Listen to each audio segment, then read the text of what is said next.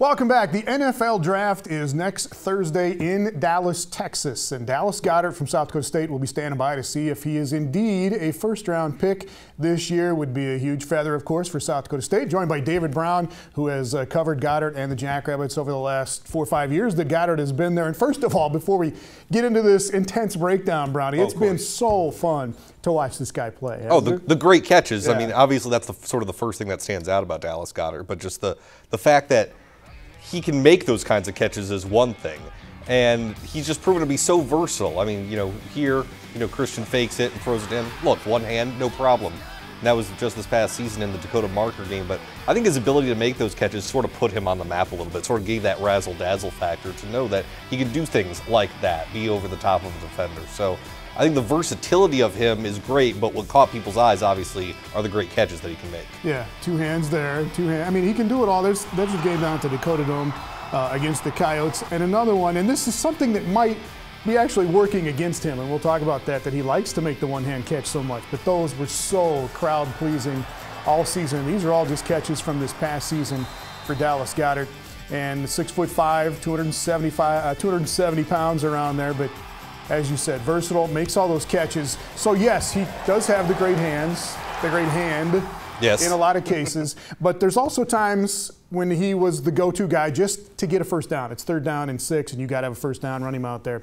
And he was a possession guy, you hear that a lot, but he was very good at that as well for not just making great catches for touchdowns. Yeah, and as I said, the one-handed catches got him the recognition, but I think what NFL scouts want to see is, yeah, we know you can make the spectacular catches, but can you be reliable in those 3rd and 6, 3rd and 7 type of situations? And you're seeing right here that he can. He joked with us when we've talked to him in the past that, yeah, I can make the one-handed catch too. State probably wants me to use 2 hands as opposed to 1 hand. But this play was crazy against Illinois State. They throw it backwards to him in the end zone and expect him to throw a pass. But they ran a lot of stuff with Goedert coming across the backfield and worked him kind of like an H-back, kind of like a running back at times. Yeah, and that just shows the versatility, the fact that he can get you those nitty-gritty yards, especially in those 3rd and medium type of situations. Yeah, he can make the home run catch, he can make the home run play, but if you can't go between the tackles and make that intermediate route, you're not going to survive in today's NFL. And he shows against these teams, Missouri State here, that he can do that he has the ability to go up the middle and take contact and things like that.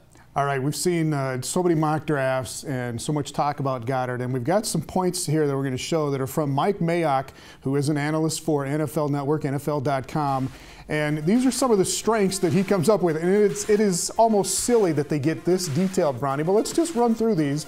Runs with good bend up the field and into routes, capable 3-level worker as a pass catcher. Yeah, that short, intermediate, long. I mean, I guess that's what they mean by 3-level. Plays through physical challenge. We've seen he can be physical, gains separation, maintains that speed, able to work over linebackers. Linebackers are going to be a mismatch on him. You need corners to cover him.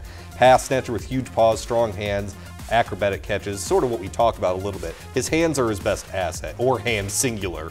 But again, if he cannot have the ability to make those 2-hand catches as well, then teams are just going to look at him like, okay, you're just a guy who can make circus catches. And you love the NFL. What do you see like from Kyle Rudolph, from some of these guys? Jimmy Graham, some of the best tight ends in the NFL right now. Travis Kelce. Right. Well, Kelsey's the guy they compare him to. I mean, we've talked with Jason Eckenduff, the South Dakota State offensive line coach, and they wanted to use him like a Travis Kelce type tight end. I think they modeled Dallas Goedert after that. They put in plays this year. You kind of saw that H-back play. They put in plays this year to give him Kelce-like work and kind of get him on the eyes of NFL radar. So I think Travis Kelce's probably the most apt comparison. But what you see from today's NFL tight ends is that, yeah, blocking's important, but it's not really as important as being the ability to be that separator, to be someone different than a wide receiver or a classic tight end who basically makes maybe a handful of catches a year, like 15 to 20 catches. Tight ends are expected to make about 50, 60 catches a year now in today's NFL with the vertical passing game. So yeah, blocking may be one of his weaknesses, and we'll get to that in a second, but I think his pass catching ability is going to outweigh his weakness if he has any on blocking. Part of it is SDSU didn't really ask him to block all that much. And he was adequate at it. But you talk about the weaknesses, and this is the list of things that Goedert might not be that great at right now. And again, this is from Mike Mayock, NFL.com. Restricted stride length. We've seen that. He's got tight. I like how tight stride. I like how he has good bend, but he gives route intention away with early directional lean. So apparently he's leaning, just not leaning correctly. Does not sell his routes at this point. I'm not sure what that means, but doesn't rely on leverage and head fakes to create space. I mean, and he really hasn't. He's, even in the FCS and in the Missouri Valley, he was physically able to just beat guys off the line. Yeah, and obviously that deals with the level of football, but part of that also is, and one of those points in the middle there, looked bigger in 2017 and quickness suffered. We know he put on weight. He started as a walk-on at 200. Now he's up to 270, 250, 270. So if he's put on 50 to 70 pounds of muscle, yeah, in some ways that'll restrict your quickness. He didn't look maybe nearly as dynamic his senior season that he did his junior season. This was the catch, by the way, that really put him on the map of everyone, the one-hander against Drake. But obviously, he still did well enough, and I still think he has the ability, he has the body, he has the physical makeup of a modern NFL tight end. And this is junior year right here, and he's a little slimmer, maybe a little quicker, maybe made more of those kind of moves. But we did get to his senior season, and he was fighting some injuries. He wanted to put on some weight. He did put on some weight, said it didn't cost him any speed, but he did fight some injuries toward the end of his senior year. Did that hurt him being bigger, you think?